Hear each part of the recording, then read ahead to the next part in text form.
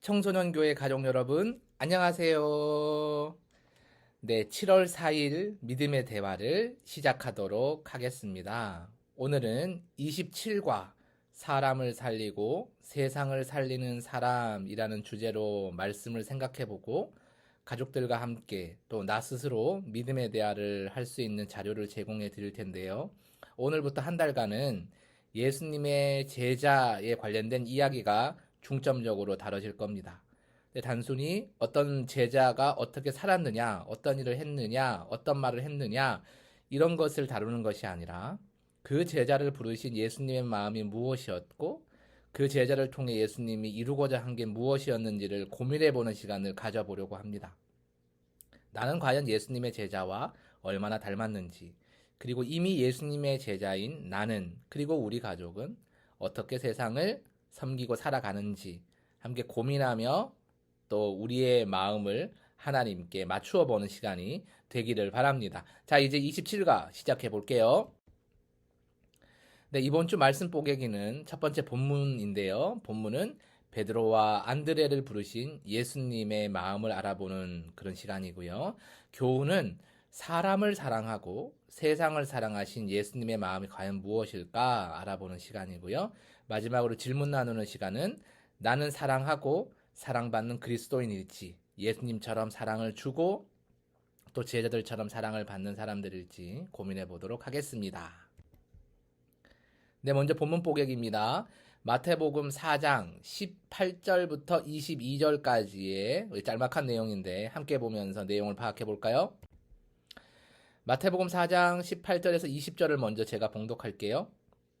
갈릴리 해변에 다니시다가 두 형제 곧 베드로라 하는 시몬과 그의 형제 안드레가 바다에 그물 던지는 것을 보시니 그들은 어부라.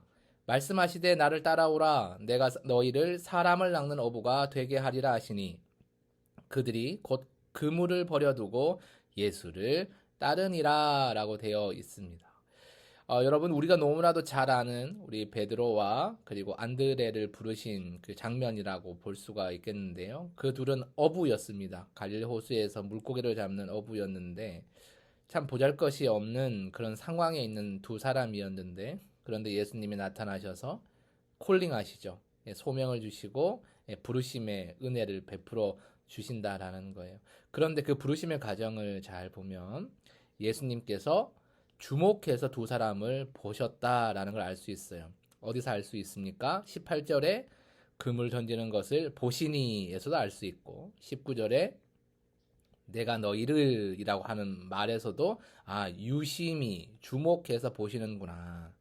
결국 예수님이 사람을 사랑하는 방식은 첫 번째는 유심히 보시는 관심이고 그 관심은 사랑에서부터 시작된다라는 거예요. 그 사랑을 받았을 때 그 둘에게 어떤 변화가 생깁니까? 20절 보세요. 예수를 따르니라. 그냥 따르는 것이 아니라 그물을 버려두고 따른다라는 거예요. 단순히 이 그물은 고기 잡는 도구를 의미하는 것이 아니라 자신의 생계의 수단이고 지금까지 자신의 정체성을 이야기해 주었던 직업과 삶의 모습을 다 버리고 주님을 따랐다라는 거죠. 예수님께서 한 사람을 부르시고 세우신 방식은 온전한 사랑, 온전한 시선을 그에게 주신 것이고 새로운 삶을 시작하게 하셨다라는 거고요. 그 사랑을 받았을 때 우리도 예수님의 사랑에 반응해서 모든 것을 내려놓고 주님 중심으로 살아가게 된다라는 거죠. 여러분의 삶은 어떠셨나요? 21절과 22절을 볼 텐데 동일합니다.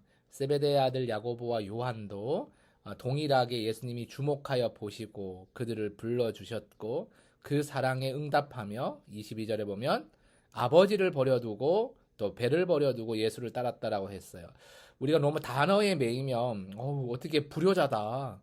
어떻게 아버지를 버리냐라고 하는데 실제로 부자연을 끊었다 뭐 이런 얘기가 아니라 자신의 기존의 삶의 중심에 있었던 것을 버리고 그리고 하나님 중심의 삶을 살아가게 되었다.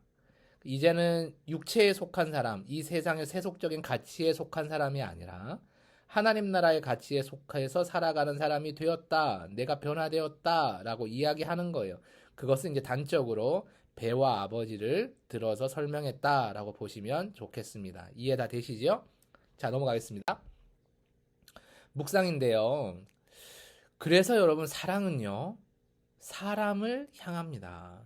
우리가 누군가를 사랑한다고 하는데 사람에 대한 관심이 없고 사람을 주목하여 보지 못하고 사람을 아끼고 부르지 못하면 함께하지 못하면요. 그것은 결코 사랑이 아닙니다. 그냥 관념적으로 등장하는 철학책에 등장하는 사랑의 개념에 지나지 않는다는 거죠. 예수님이 무엇라고 제자들에게 말씀하십니까? 그리고 어떻게 예수님의 행동 묘사가 기록되어 있습니까? 첫 번째, 보시니, 주목하여 보시니. 두 번째, 따라오라라고 말씀하시는 거죠. 바로 내가 너를 사랑하니 나와 함께 하자는 초대의 말씀. 그랬을 때 우리가 그리고 제자들이 그분과 함께 살아낼 수 있다라는 거죠. 우리도 예수님을 따라 사랑 가운데 사람을 바라봐야 되겠지요. 다음으로 사랑은요, 여러분. 우리라는 이름에 우리라는 인칭 대명사의 다른 이름입니다. 내가 너희를 이라고 바라보시는 거죠. 내가 너를 봤어가 아니라 내가 너희를 바라보았다라고 말씀하시고, 그리고 그가 따랐다, 다른 사람은 따르지 않았다가 아니라 그들이 따르니라라고 하죠. 다시 말해 사랑을 공동체에 베푸시고 그 공동체가 함께 주님과 함께 살아갈 수 있도록 이끌어 가셨다라는 거죠.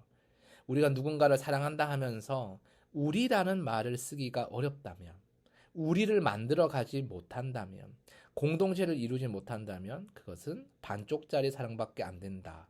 더 심하게 이야기하면 예수님의 사랑이 아닐 수도 있다라는 거죠. 우리의 가치를 세워가는 사랑을 많이 베풀고 많이 받아 누리는 우리 청소년 교회가 되었으면 좋겠습니다. 교훈 포객입니다. 세 가지 교훈을 뽑았는데요. 첫 번째, 예수님의 마음은 한 사람을 향한 온전한 사랑이에요. 오직 한 사람에 주목해 봅니다. 얘도 보고 쟤도 보고 저 물건도 보고 저 나무도 보고 저 호수도 보고가 아니라 갈릴리 호수에 많은 사람과 많은 물건과 많은 상황들과 많은 눈요깃거리들이 있었겠지만 그럼에도 불구하고 누구를 봤어요? 베드로와 안드레를 보셨고 야고보와 요한을 각각 주목하여 보셨다라는 거죠. 이게 바로 온전한 사랑이다라는 거예요.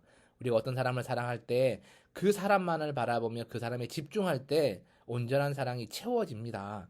근데 여기 기웃, 저기 기웃, 여기 관심 팔았다가 저기 관심 팔았다가 내가 오늘은 예수님께 관심이 있는데 내일은 예수님께 관심이 전혀 없고 게임에만 관심이 있고 이러면 온전한 사랑이 채워질 수 없다라는 거예요. 두 번째는 예수님의 마음은 한 사람을 찾고 세우고 돌보는 사랑이에요. 나를 따라오라라고 말씀하셨을 때는 예수님이 책임지겠다. 내가 네 인생 책임질게. 내가 네 꿈 책임질게. 너에게 비전을 줄게. 이 책임진다는 돌봄에 강력한 사랑이 있다라는 거죠. 마지막으로 세 번째, 예수님의 사랑을 나와 너 그리고 우리를 세우고 가꾸시는 사랑이라는 거죠. 그래서 예수님의 사랑은 내가 세워지고 우리가 세워지는 시간, 그리고 나를 세워짐을 통해서 주변의 많은 사람들도 행복을 누리고 하나로 세워지는 시간이 된다라는 거죠. 그럼 예수님의 사랑이 참 풍족해지겠죠. 자, 질문을 남겨봅니다. 저와 함께 이제 말씀을 같이 깊이 봤는데 두 가지 질문으로 이제 저를 거울 보듯이 대답하셔도 좋고 아니면 가족들과 나눠보셔도 더 좋겠죠. 두 가지 질문. 첫 번째, 예수님의 마음으로 누군가를 사랑한 적이 있는지 한번 나눠보세요. 내가 누군가를 정말 주님의 마음을 품고 사랑해 본 적이 있는지 나눠주시고, 두 번째는 예수님의 사랑을 다른 사람으로부터 느껴본 적이 있는지, 그리고 감사한 기억이 있는지를 좀 나눠보세요. 그러니까 내가 사랑을 주님, 이게 주님의 사랑인가? 와, 저 사람 너무 따뜻하게 나를 품어주는구나. 이런 경험이 있을 때 그 경험을 답습하고 훈련하고 닮아가서 누군가를 또 우리가 사랑할 수 있게 되거든요. 그래서 이 질문은 두 번째 질문이 사실은 첫 번째 질문이 돼야 되고 첫 번째 질문이 실천적인 의미에서 두 번째 질문이 돼야 되는 거죠. 어떻게 보면 또 같은 질문일 수도 있고요. 함께 가족들과 혹은 저와 함께 나눠보시면 좋겠습니다.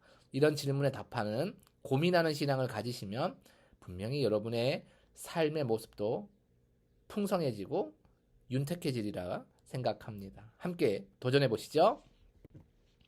네, 여러분. 우리 짧은 시간이지만 믿음에 대하여 참여해 주어서 너무 감사합니다. 우리 매주 열심히 준비하고 있는데 여러분이 믿음에 대화를 할 때 부족함이 여전히 있겠지요. 그래도 우리가 서로 섬기고 감사한 마음으로 또 귀한 하나님의 나라를 세우는 마음으로 우리 동참하고 또 즐겁게 또 가족에도 만들어가는 시간이 되었으면 좋겠습니다. 재밌는 얘기는 많지만 하나님 앞에서 귀하고 아름다운 이야기는 믿음의 대화라고 확신합니다. 네, 마지막까지 잘 들어주셔서 감사하고 이제는 서로 질문을 나누고 축복하는 시간으로 함께 만들어가면 좋겠습니다. 저는 다음 주에 뵙도록 하겠습니다. 여러분 안녕히 계세요.